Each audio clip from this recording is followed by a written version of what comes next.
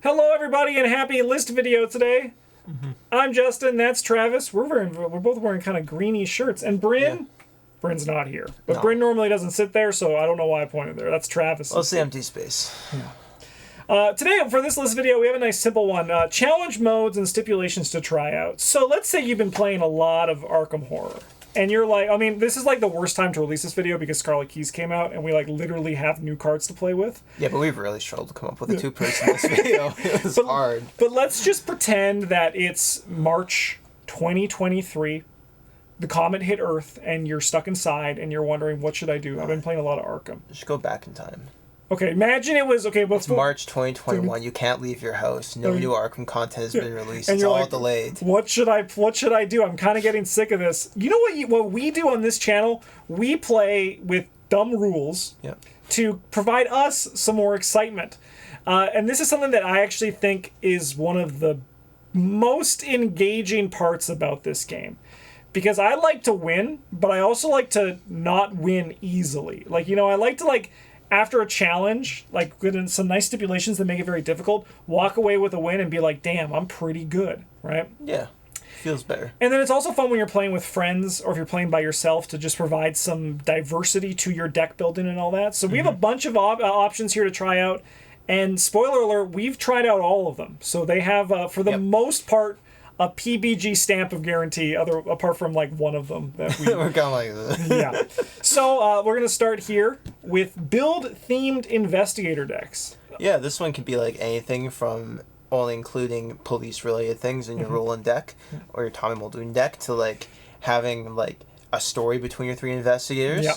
Like we also have some videos about that. We do, play, yes. Like, the kitchen crew or whatever. Yeah. Yeah, so for this one, I've done it twice.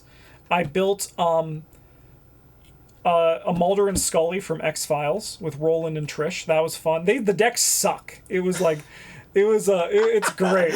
Because, like, you have to, like, because, like, it provides this window where you're, like, you don't have to think optimally, right? Like, because you're, like, why would this person bring two guns, right? Like, they probably only have one gun. Why would Tommy Muldoon only have one? Why would he have two police badges, right? Like, and stuff like that. So, like, you have to kind of think like that. And then you even have to look at your skills. And you're like, yeah, I suppose he would be steadfast. But, like, is he, like... You know, like, you can't, like, do, like, things like... Or also, like, if you're access to purple, and you're like, but would my character be able to know a ward of protection, right? Yeah. And, like, when you can make it work for your character, it's fulfilling and fun. The other one I did is I did Tommy Muldoon as a cop. That's an easy one. Yeah. But then Skids O'Toole was the gambler informant ex-con that he had. And I did Parallel Skids, and it was, like, the most fun I had. Especially when you play, like, scenarios that fit with them. I played House Always Wins. And I didn't care about cheating because I was Skids O'Toole. Yeah. And it was great. It was a great time. Yeah. It's very fun.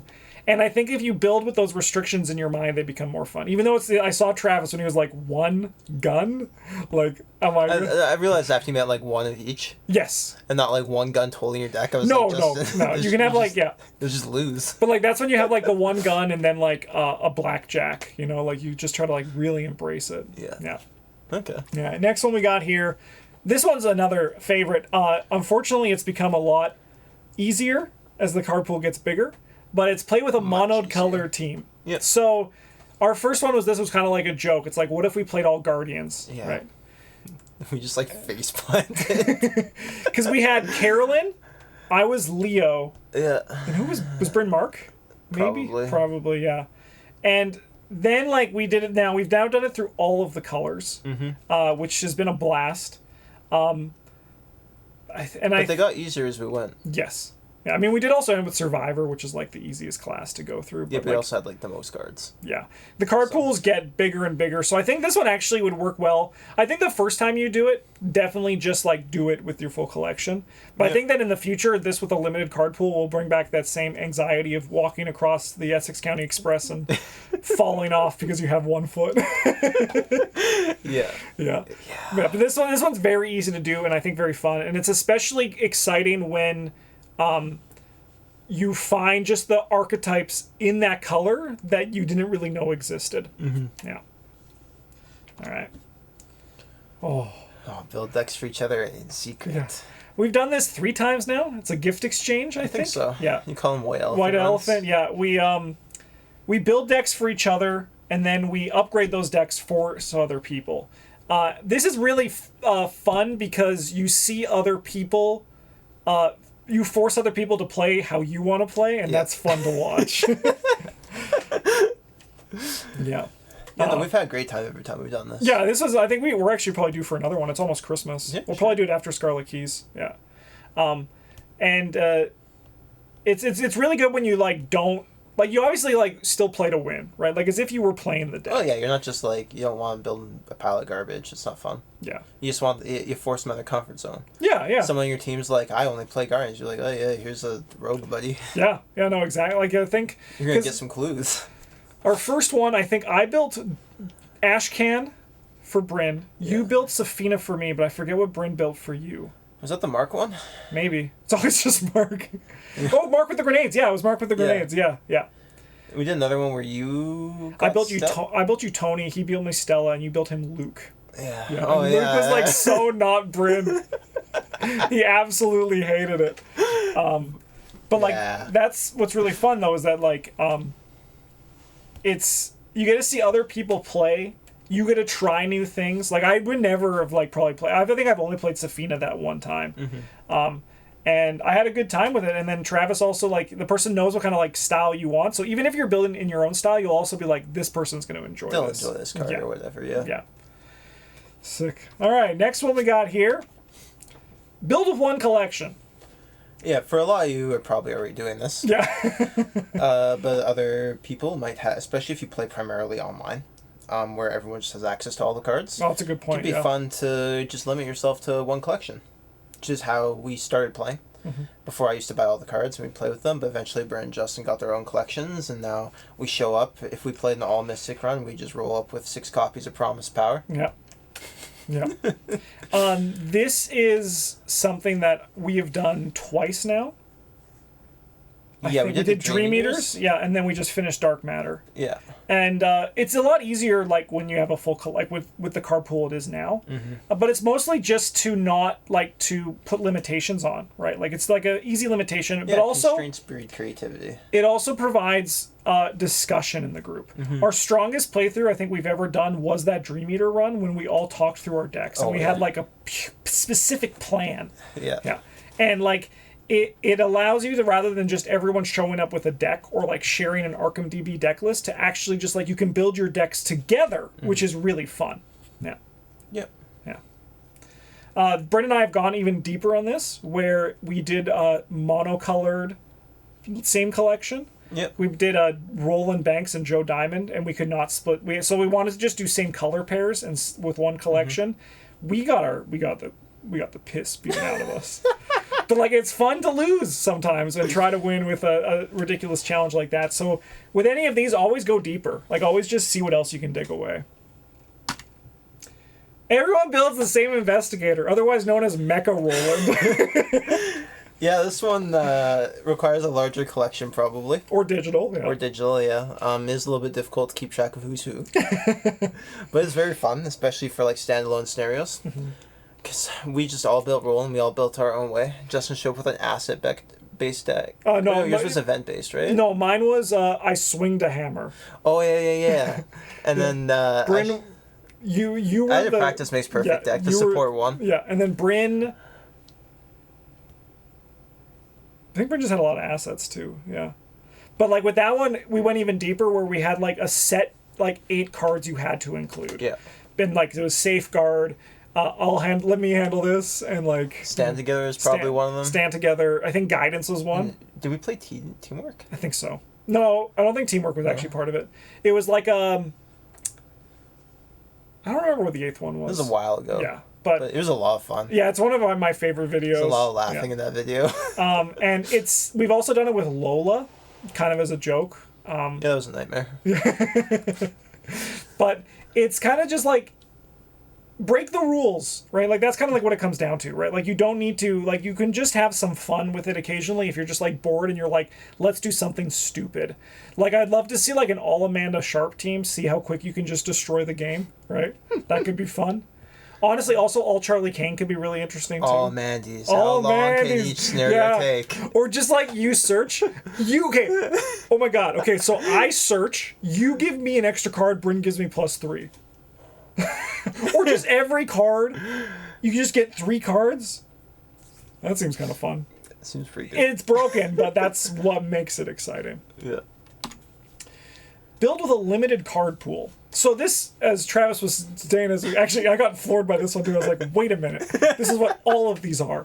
But no, like, so this is what all of them are, but it's further than that. So this is actually something that Travis and I do quite frequently, where we build with only a certain number of sets. Because the card pool is huge and you can kind of do whatever you want. In 2022 Arkham, if you have the full card pool, it's hard to lose. Yeah, classes don't matter, investigators don't matter. Yeah. It's kind of just like the card pool is so good. So like we usually do core.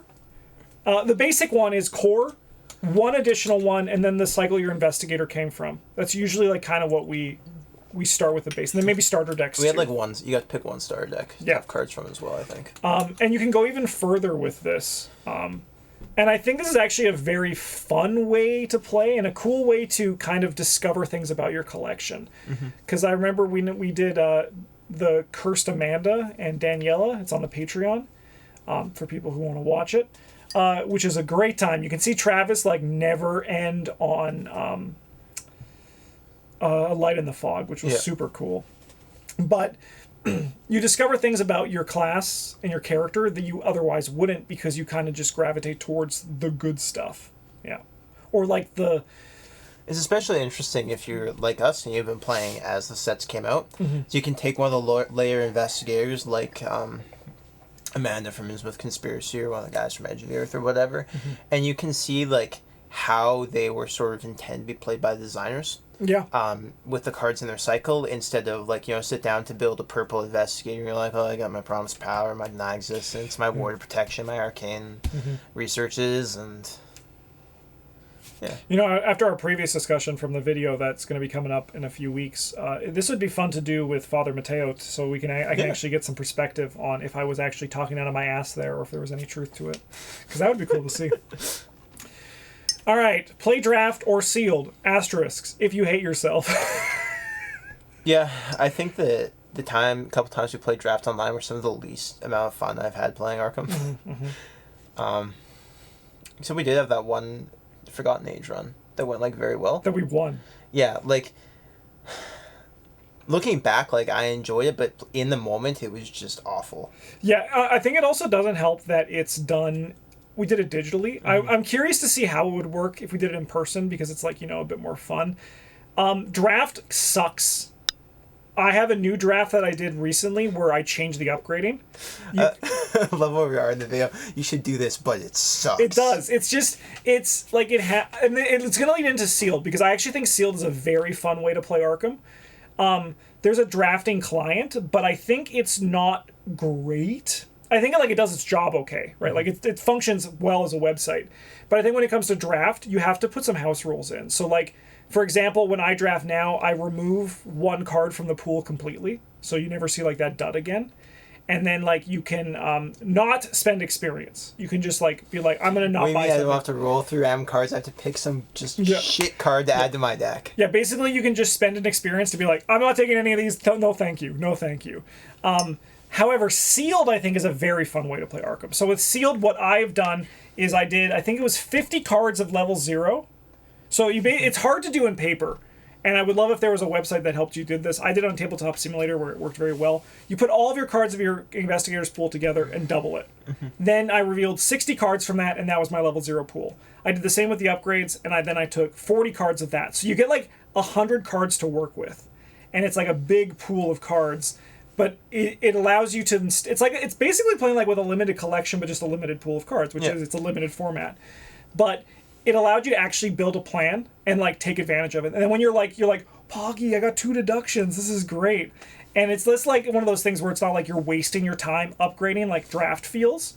It's more like, this is what I have to work with. How can I make it work in the best way? Yeah. So I recommend Sealed, but I know draft is more easily accessible online. Yeah. Play with only 1 card type. This one's tough. This one's very hard. So Bryn and I have done 2 of these. We're halfway through the asset one. We did this with events. It was a nightmare. But it's a fun challenge, and it leads to great memories. I'm not looking forward to the skill one. I think that's going to be a nightmare, because skills do not provide a lot. I mean, there also just aren't that many. I think it can be very limited what investigators you can play. Yeah, I'm playing Silas because, he has a weapon. Yeah. In his signatures. But the asset one has been really fun. I was telling this to, when I was streaming, I told this story how Britt and I each had 2 bandages out. Someone took a damage and then healed 3. Nice try, game. Yeah, that was pretty sick. But yeah, this one, I think it's very, this one is like when you want to go really deep. This was in when you were gone and Britt and I were like, really scraping the bottom there's of the been barrel. no content. This is like the peak low point for when you're waiting for the next expansion. That's that one. So this is another one I did. It's hard. It's I just called it the ABC challenge. You can only have 1 card in your deck that starts with each letter of the alphabet. So if you had a burning the midnight oil, you couldn't have any other B's in your deck. Same like for all the other cards in the alphabet. That's when you realize that most of the staples are cards that you like playing. Like that, like they all have the same letter. You're like, why do they all start with the letter D? I'm fucked. And I think it's just another limited type thing to provide some entertainment. I'm going to probably be doing another one of these soon, but try it out. You might enjoy it. Mm-hmm. And then the last thing we got here is you can join our Patreon. This is the plug, so if you want to fuck off, I completely understand. But on our Patreon, we have a rotating season with deck building restrictions and challenge modes that you can join in. And the first 2 have been, the first one went very well. The second one has just started now, and there's been a lot of fun discussion about it. The challenge modes are hard. I try not to make it easy on people. And Travis and I are actually playing with one of the limited stipulations from the first season, And it's been fun. So if you want to do that, you can join at the $3 level to get there. And then also, if you can go higher, you can see what else we got on the Patreon. But that's the video. Honestly, this is a great memory lane, too. Just to be like, hey, we did all this. We did that. That was fun. All these things. Thanks so much for watching. If you want to watch more list videos, there should be actually down over there a link to all of our list videos. There's like 140 of them now, I think. So you can be entertained for a while. Yeah, you could be entertained forever. Thanks so much for watching. Have a good one. And as always, a GG's.